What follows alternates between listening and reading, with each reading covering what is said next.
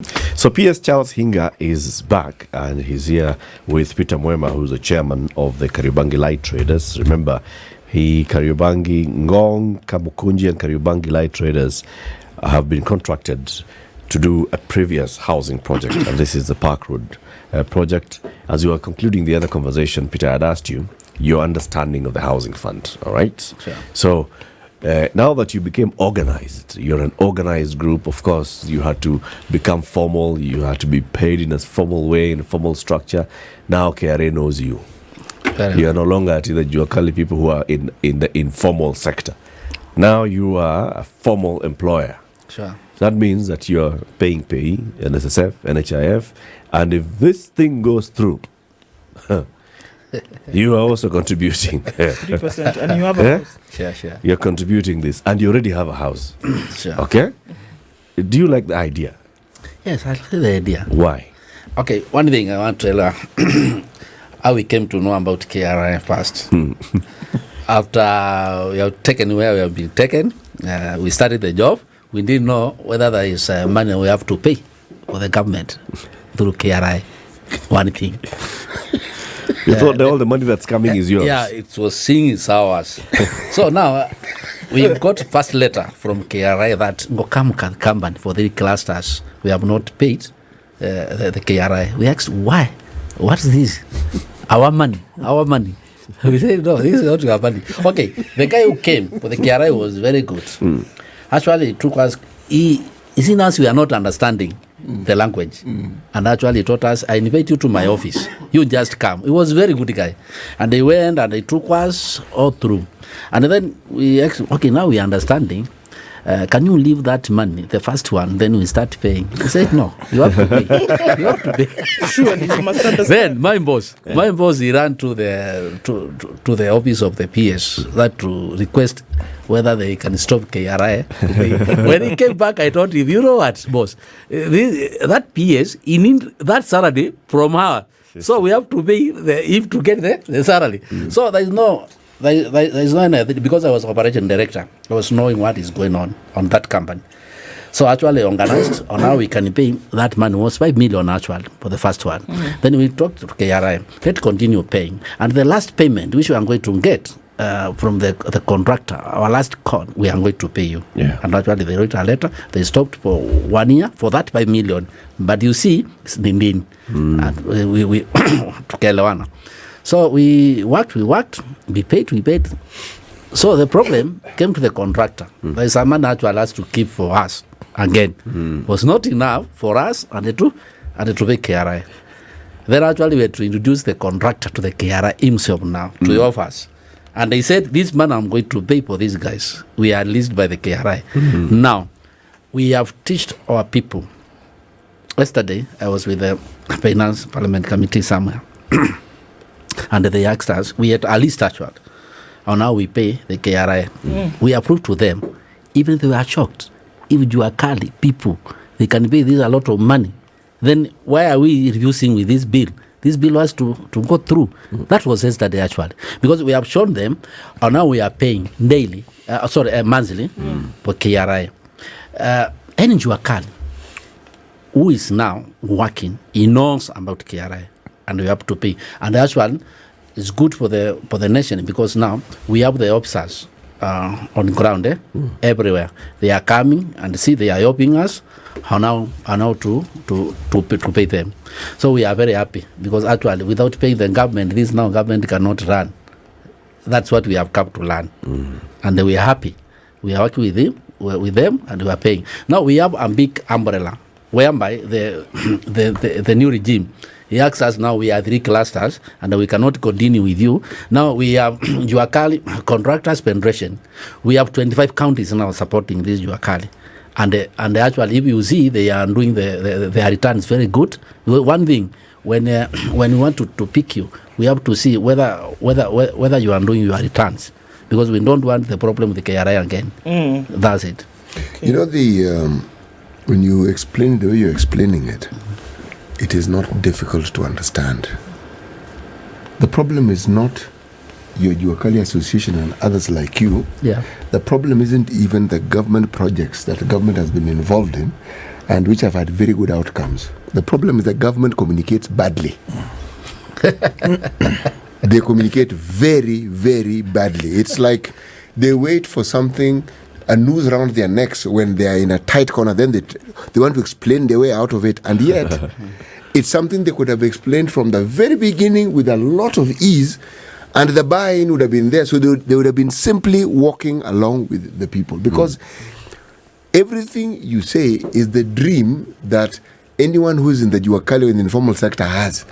A point where what you're doing can be upscaled so that one can actually see the benefit. Because your association has people who have knowledge, who have talent, who has ability, who have skills, and you're not the only ones. There are very many others. Sure. And what is being proposed, the scale at which is being proposed, would open doors that very many people have never actually thought were possible, and yet it exists. If it happened to you, if it's happened for you, what about the very many other individuals who are in that sector who can actually produce things that can actually be used? And if you're talking about the money that is involved, it isn't difficult to understand how that would inject money into the economy and get it to the simplest, smallest unit of the economy. It's not difficult to see. Can I ask a question? Please. You know, this is our country. Okay? Yes. And what to me, I must say, has been very disappointing. And it is something that we must start. And I hope, because you are, a very professional team, what I have found is that, yes, government will struggle with communication. But even the mediums and the channels of communication are also letting us down. Let me tell you how you're letting us down. I look at the current crop of politicians who will say, they'll cut the nose to spite the face. Why haven't you called? I served in the Jubilee government. I served under a commander-in-chief who believed in this plan. If there was one plan that he pushed us, was on this plan, because he believed it was the right thing. The person that helped me convert Atwoli and Sosion to support the housing fund in the last regime was the former Prime Minister. So I also want to ask the question, are you all, because if we agree it's a good plan, okay, why are you not keeping them honest? Because the party that got me from my comfort place in South Africa, and a party that I served to the last day, now they have abandoned that plan. And they are saying that is a bad plan. So, because it is, you see, what makes this conversation very difficult is because we have got, I don't want to use slogans to describe our political whatever. I leave that to you. But to me, I find that very disingenuous. You say we're not having an honest conversation. We're not having an honest conversation, but also as journalists, you're not asking the right questions. And you're not, because someone has got to stand by what they say. I mean, if you're talking about 5 years ago, you say, 5 years ago, I have changed my mind. Elections are less than a year ago. We saw these guys climbing on top of trucks and talking about how we're going to create jobs. And they said, this is how we are going to create jobs. What has changed? I see everybody, my good friends, Sifuna and all those guys, that we were in the same team in the last government. Because remember, handshake. NASA had joined us. So they became our friends. So the question is, and they come to your breakfast show every morning, why is someone not playing that soundbite? Was it going to be a mandatory tax on the previous? It was. Agreement? Okay. It actually passed. We went through the finance bill in 2018 and it was passed by Parliament. Then it ended up in court. Court took like a year and a half. Then we decided this thing is not going to be ruled. So it was never ruled. Okay, exactly. We withdrew. Exactly. Okay, we withdrew because it just became very noisy and it made us get stuck. We're not moving. Okay. So please help us as well, because we will try and improve on our communication. What was the reason? Because we know what happened. What was the reason why it went to court last time? Why it went to court? There were 11 court cases. Okay? Majority of them were on public participation. Okay? They said we have not done adequate public participation. Okay, that was number one. Number two was people. I think someone had gone from Bomet and had said, "Okay, you're going to be deducting money from me. I don't see any plan of housing you're going to do here in Bomet. So you want me to contribute to this program to go build houses in Nairobi?" Okay, that was a fair question. So how have we? And the biggest mistake, because sometimes it's more important to own up mistakes, because we did make a lot of mistakes, and we are trying to do them, to correct them.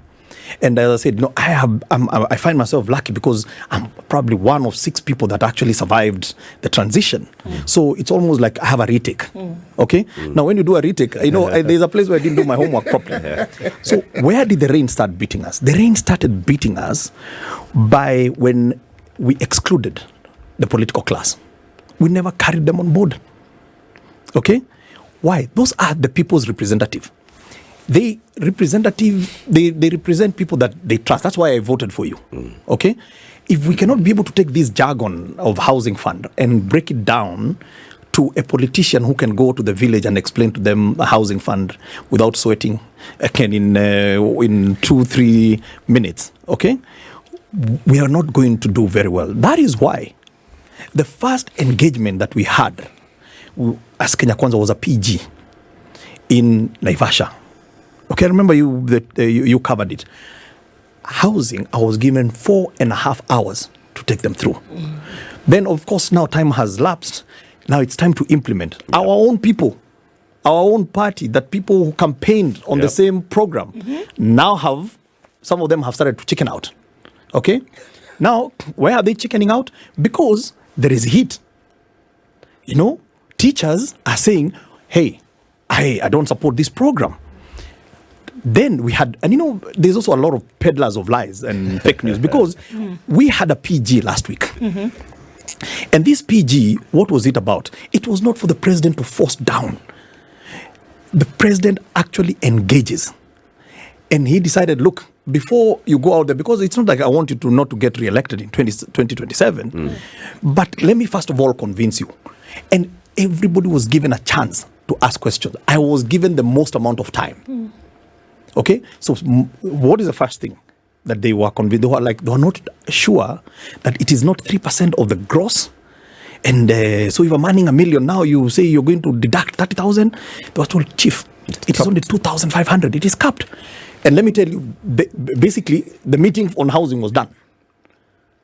Okay, and then they were saying, and by the way, you may argue it's not a tax, it's a tax. But we said, okay, this is how we've defined it. Yes, it is mandatory for a period of time, but it confers a direct benefit to you. Can you be able to go and explain to the people like that? They said, that's all we wanted to know. So you are spot on. But please also hold these friends of ours to account, because I cannot believe that I served a government that I served dedicatedly and at a cost.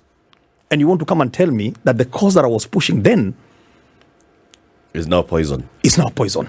I don't think we are fair. So basically what you're saying is the Azimio leadership, because it was the same one that was in handshake government just last year, was all in for the housing fund. But I wish... Of course, we have... you have a clip. Even the clip of Raila Odinga doing the rounds actually, on social media. He uses the part. When I get elected, he was in Kisumu for a lap fund mission, where he said, I will reintroduce 1.5. Okay? Now he has changed his mind. Why are you not asking the right question? What has changed your mind? And if he says, because it could be, there is a point that perhaps why 3? Sorry? Yeah, maybe the issue is why 3? He's opposed to 3. He's opposed to 3 as opposed to 1.5. But why are you surprised at the fickle-mindedness of politicians? It's not something that started in 2023. This has been the thing that Kenyans have been fed for the very longest period of time. But then that's when you need to say enough is enough. No. But I think we're missing out on the thing here. We can have a conversation about how politicians have changed their mind. It's like saying the sun is going to come out tomorrow. It's going to happen. Right? But here we are still talking about the very intricate issues that Kenyans are talking about. That already, and this is it, PS, this is it, that already Kenyans are having a difficult time. Okay? Now here we are saying, over and above that, we want to take a little bit more from you. Yes. Right? Yes. But what we're guaranteeing you is that even after you've saved this money for some time, you can, number one, you can get the money back, or you can get into a program whereby you can then have a house and pay something, for the next 25 years. Or your child can be employed. Or you can create jobs, all those things. But then it seems as though it's difficult for Kenyans. It's difficult to explain it in a very 1, 2, 3. This is exactly what it means, and then in a manner in which they can understand. And the question is why? Because in the absence, nature abhors a vacuum. Yep. You don't give the information, people are going to fill it with speculation. It's a scam. It's a way in which now money can be stolen. Yep. Can you blame Kenyans? It's not going to be the first time something not. like that has happened. And so how do you fill that vacuum with the truth that Kenyans can understand? And by the way, we've had this conversation. And let me tell you we're having very difficult conversation, even internally. And the other day, we actually thought, maybe, did we make a mistake of, we should have just left this thing to be clean, straight tax? Because no, let me just put it this way. Because? You've seen, there is a debate about, for example, VAT on fuel. On the fuel, as an example. Now, VAT on the fuel is that's a significant issue, but has not generated as much heat as this one here. Okay, because why? Because people understand it's a tax, so they go and make submission. The cost of living, you're taxing us on whatever it is. But on this particular one here, did we overcomplicate it? Because if I had just gone and said a housing levy is a tax, and you, Eric, you will pay it, it will help somebody else to get a home. Okay? And there is no direct benefit, just like the way your PYE that you're paying today is building a road in Moyale. I think, PS, it's not because of the levy you're wrong. It's because it's a new tax. VAT, we know.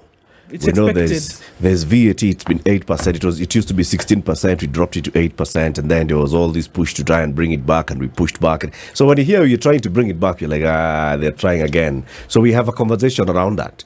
This housing fund is a new one. In fact, up until recently, many people believed it was a tax or understood it to be a tax. It's just as you continue explaining that more and more people are getting to see it. Okay, it's not a tax, it's a levy, it's a statutory deduction, it's this and the other.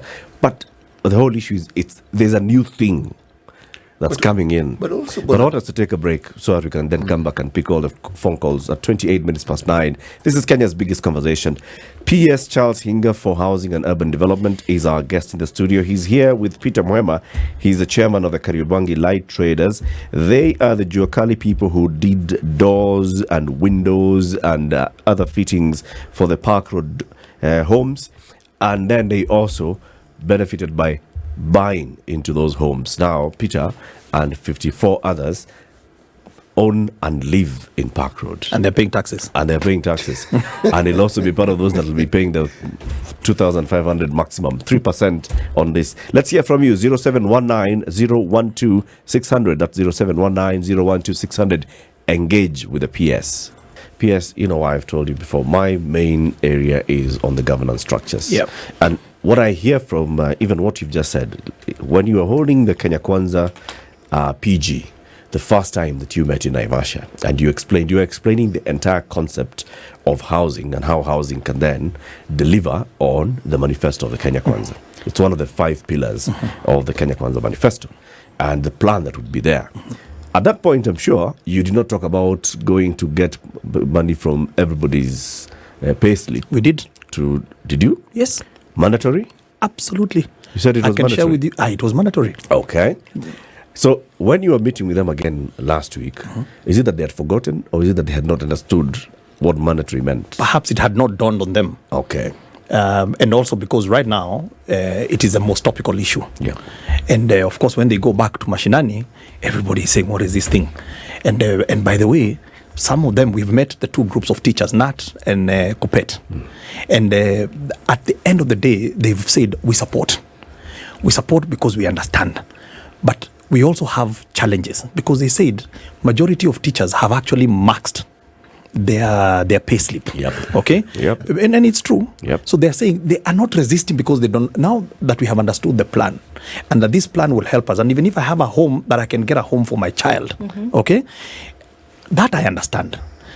And I have also understood that this plan is creating the jobs, because in the Kenya Kwanza pillar, we have got job creation as one of the drivers. Then you say, how do you do that? Food security as the other one, and so on and so forth.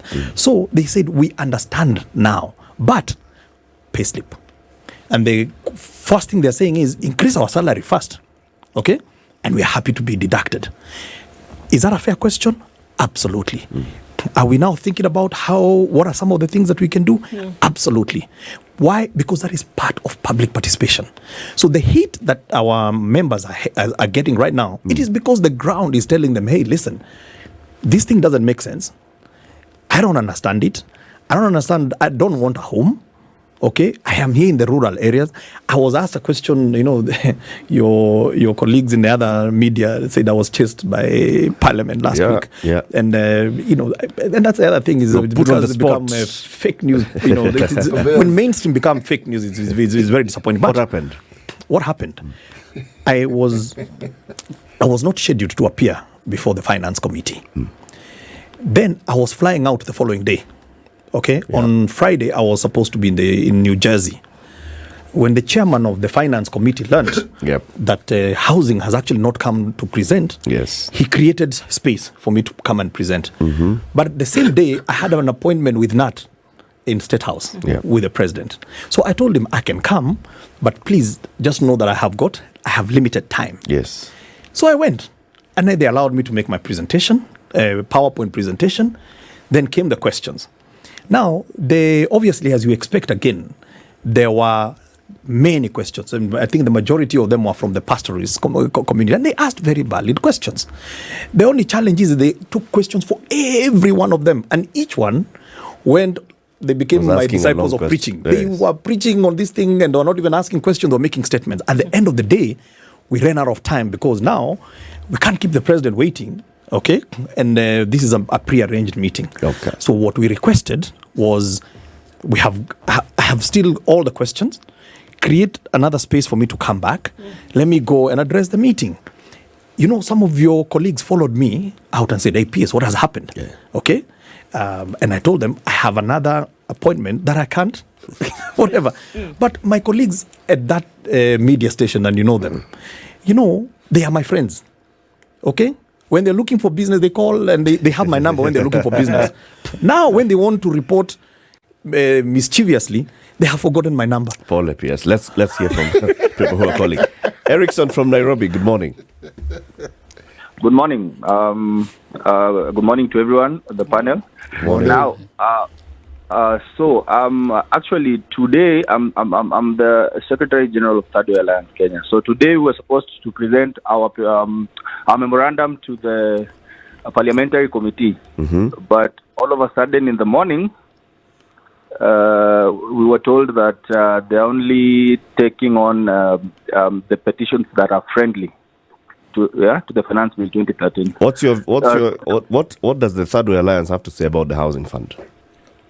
So now we have a whole memorandum and it's part of it there. But now we were saying, what are the guaranteed returns? If, this housing levy goes, you go save for those years and you don't want a house and you want your money. Yeah. That's number one. What are the guaranteed returns? Number two, this housing fund is having issues, PS, which are beyond your means, because the external and internal factors of the happenings in the country that are making guys reject it, like the corruption scandals we're seeing in KEMSA and all the other things happening. Another thing, last thing, is that now the taxes are going up, but Kenyans have not been having salary increments for the longest time right now. Okay. So you see, that's also another thing that is really, really negatively impacting on this proposal, yeah? Yeah. So for us, you see, this thing will be just another pyramid scheme bent on defrauding hardworking Kenyans. That's how it's looking to the public. Yes. He'll respond to that. Thank you, Erickson. Karanja in Naivasha, good morning. Good morning, Eric Idu and City. Good morning, Karanja. Plus, I don't know, PS for Mr. Hinga, Charles Hinga. Yes, he can hear you. Yes, number one. I want him to address the issue of the criteria they are using. Yes. Given the fact that they are targeting the 6 million people who pay the taxes on KRA. Number 2, are they going to build these houses each and everywhere in Kenya? Given the fact that we have 47 counties, can he address those issues? Okay. Number 3, why do they consider those people who are internally displaced, given the fact that they were being evicted from their homes in the North Rift and Central Rift? Thank you very much, Eric Kidu and City. All right. Thank you, Karanja. Kamana in Nairobi, good morning. Good morning, how are you? Very well. Yeah, I think what I can add on this housing fund is to say that I think, number one, the main issue that we have is the way our media is conducting the awareness. Like I can give an example of a debate that was yesterday on KTN News, that we have a professor who said that housing is not a common good, but health is a common good. Now, I think also the PS, Charles, you need to also tell the people that housing also, the thing that you're doing on housing, you're also trying to address also the issue of health that we have in this country. If you go to some of these slums, we have a housing problem that is causing health issues. And the problem in this country is that we are not investing. We invest in diseases. We don't invest in health. And what Charles and Tim is doing is to try and invest in health, but they also need to package the message so that when the message gets out, we know we are not only sorting the housing issue, but we're also sorting the other issues that are surrounding the houses. Because if you don't have a good house, if you don't have a good environment, then of course you're going to have a health issue. And then number 2, the opposition to these. I think in our country, some of these things that we oppose based on our political, on which political side we come from, and we have seen, and this is actually applies to both sides. When Uhuru was trying to push this housing thing, we had the likes of Professor David Ndii opposing. Now they're in government, they're supporting, and the other side is opposing. I think it's time, as a country now, we need to take a stand and see the things that are affecting our country and try to address them as with a common mind, with a common goal to sort out the mess that we have in this country, and that is the only way that we can move forward. To me, I think the housing fund, if managed well, and if corruption is numbed, or if any cases of corruptions that crop up during the implementation of the same, those guys are supposed to be dealt with. If we sort out the negative issues around the housing fund, then of course I think this is the brilliant thing, because number one, we're going to sort out the housing issue.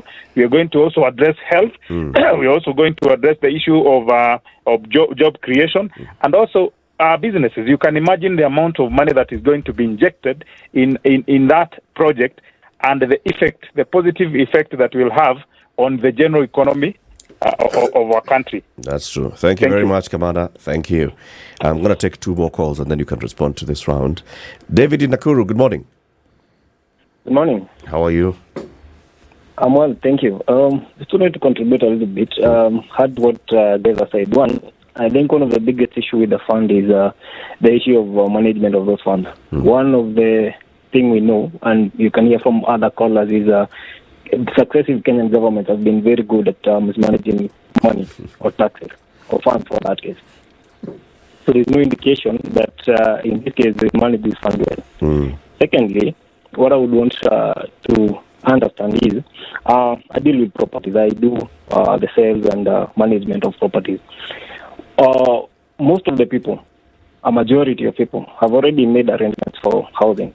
They bought land, so right now they are working on building capital for building their houses. So here comes the government telling us that they want us to build houses. They want to build houses for these people, and they want people to contribute to that. David, what did you say? A majority of people have already made plans for their housing. Exactly. That means your market is already saturated. That's what I'm saying is not really saturated, but we realize that most people have bought land in small portions. you come to like a place like Nakuru, you'll find a lot of land has been subdivided and sold. People planning to build their houses, their homes.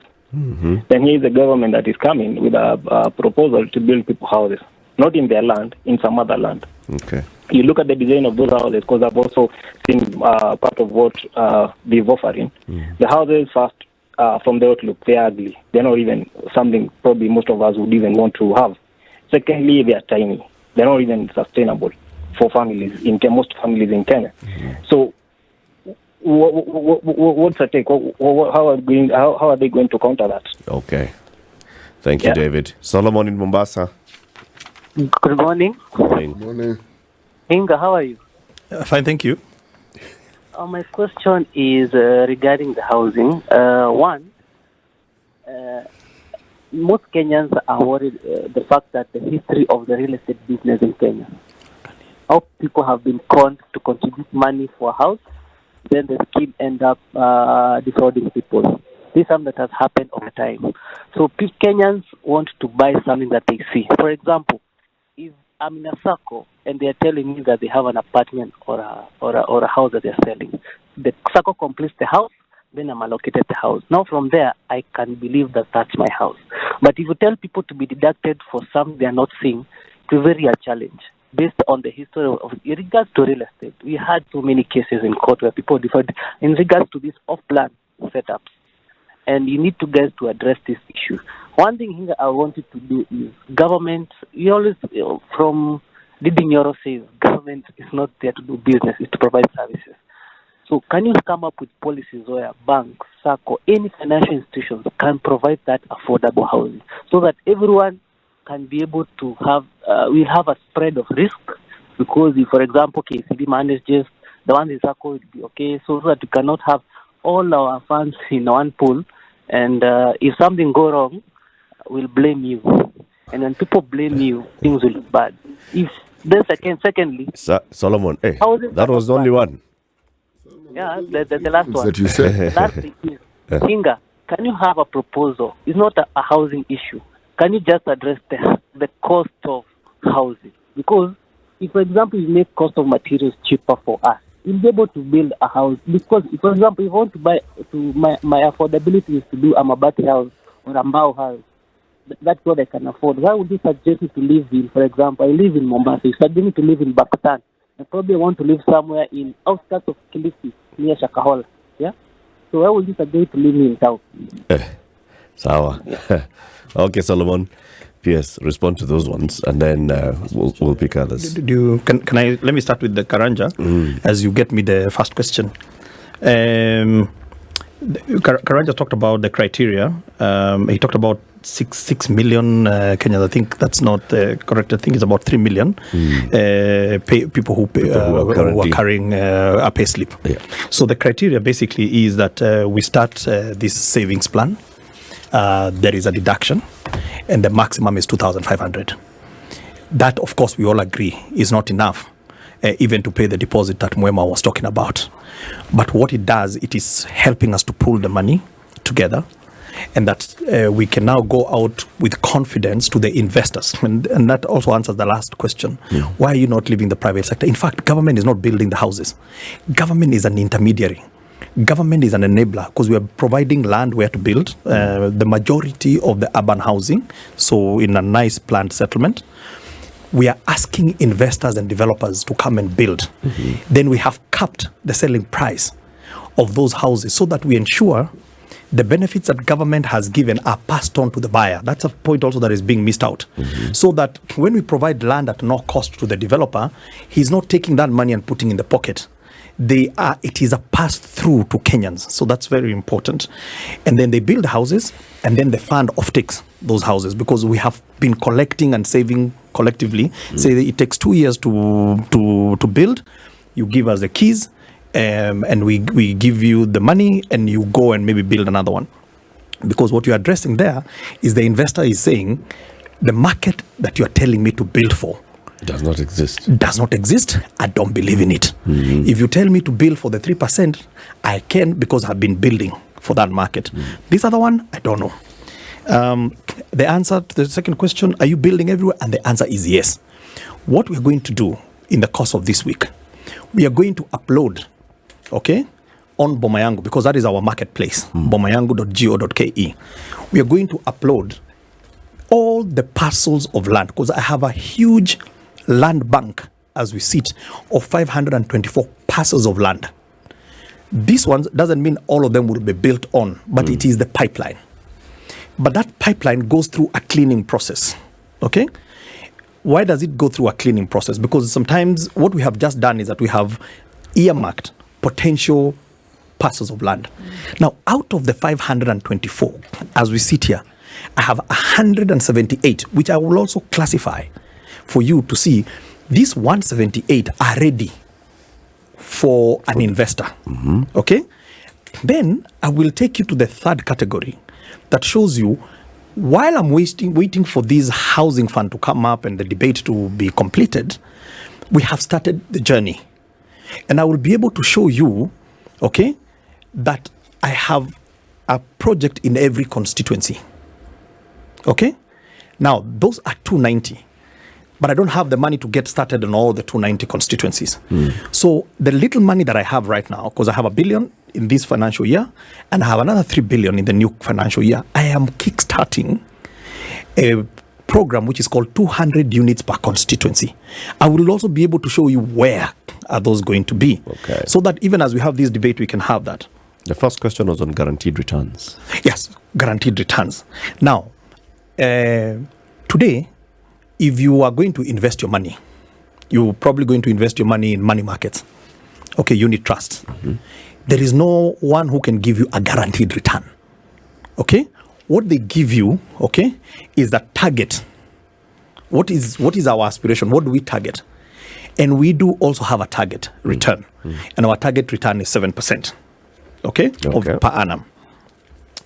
Then there was a question about internally displaced people. The internally displaced people, plus, because the history of internally displaced did not start in the clashes that we had in 2007. Yeah. We also have Kenyans, majority of them in Nyandarua, in Nyeri, and other places that live in colonial villages. Okay? We must address for all these people who are displaced. Okay? And they will also be prioritized in these settlements that we are building. Kamana asked about this is one gentleman that I wish can reach out. I can reach out to, because he has said some very pertinent issues, and again goes back to what Prof was saying here about communication. One of the most important things is in this country, one of the biggest costs is the cost of healthcare. And healthcare is bankrupting families, it is bankrupting this country. And why is healthcare expensive? First of all, it's because we have so many diseases that we shouldn't be having. Okay? A lot of these diseases are as a result of lifestyle. If you have 7 million people who live in a place where there is no toilet, are you surprised then that we have so many cases of typhoid and cholera that we have got to treat? These are diseases that we can be able to cure when you have got better livelihoods. So I totally agree, and we need perhaps to give that connection. But also it has been found out, and this is again to the employers, including your employer, is that if you have a better housed employee, okay, even productivity goes up. Now, and that is why Section 31 of the Employment Act imposes an obligation on an employer to provide housing for their staff. Okay? It says in explicit terms, you have an obligation to provide housing to your staff. And it is so punitive because it says closer to where you work. Okay? Why? Because you see there is a correlation between housing and productivity. Let me go very quickly. I know, I think I have had to say what I have to say about politics and the politics of housing. Yeah, because to me it is, I get very disappointed, if you can ask me to leave where I was in comfort to come and implement a plan that you believe in, okay, and less than a year from what we believed in, now you don't believe in it. I don't understand. So please, those are kind of politics. I'm not a politician, so I really don't know what drives them. But I think we can also start to have a conversation. And I hope also that this debate gives birth to something that I have always hoped that we can have. Is, okay, when we do elections, all these politicians come with a manifesto. No one costs the manifesto. No one tells you, how am I going to fund this program?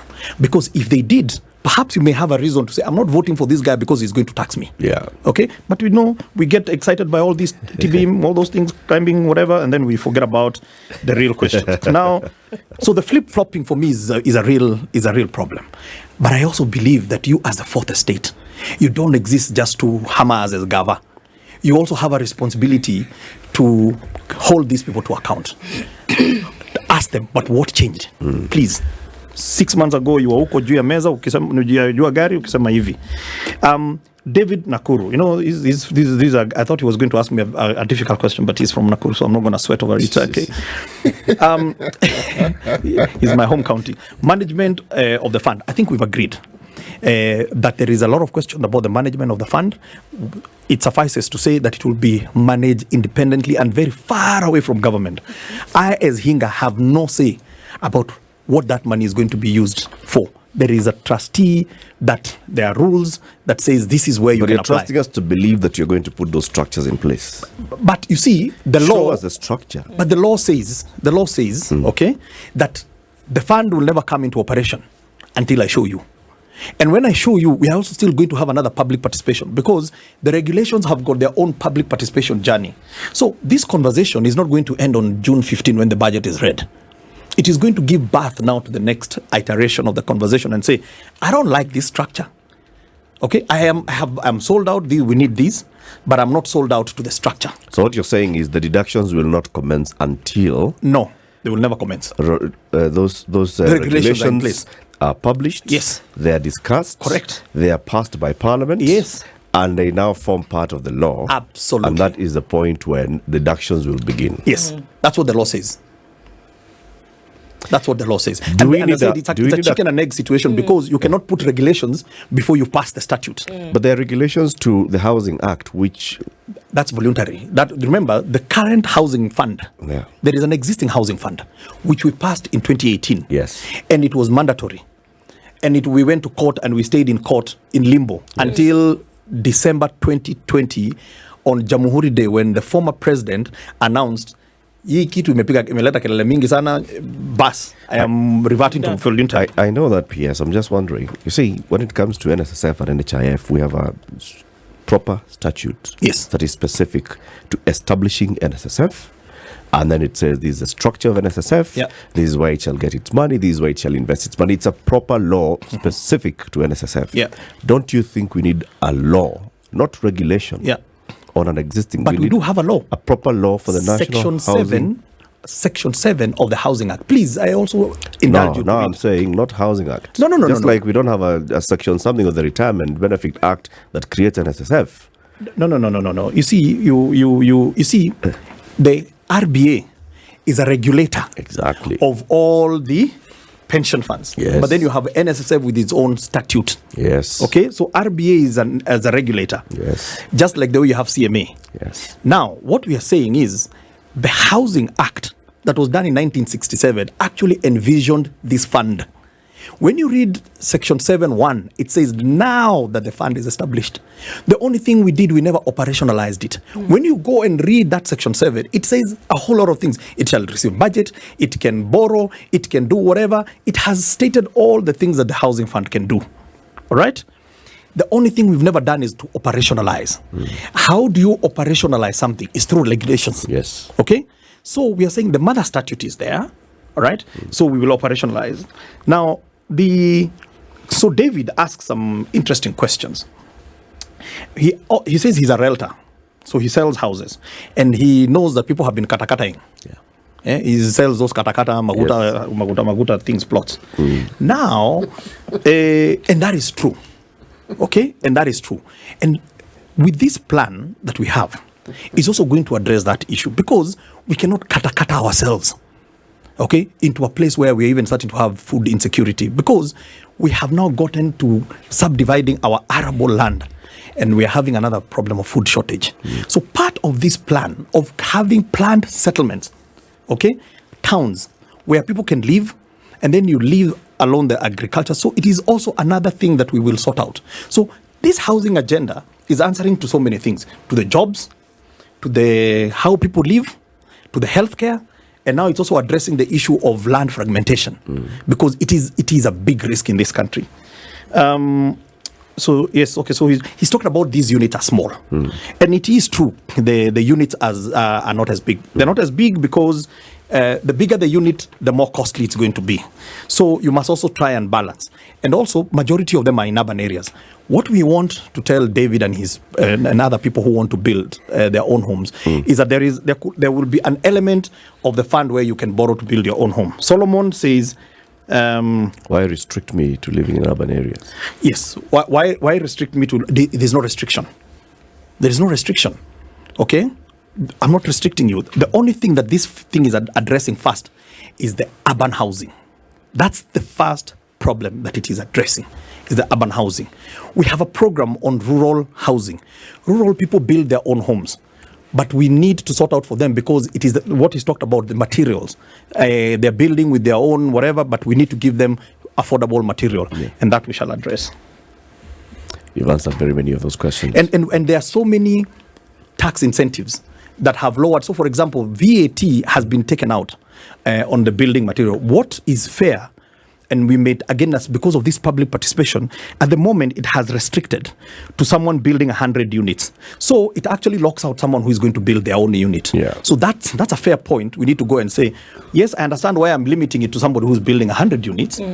How then do we rejig so that it takes more? Don't you feel that given the number of these issues, that each of them needs to be broken down and addressed individually? There's a lot of that it's too short a time to address this. Yes, that's why it took 4.5 hours with the KK, and they still need more time. Thank you very much, PS, for joining us so today. much. And Peter, thank you as well for visiting us.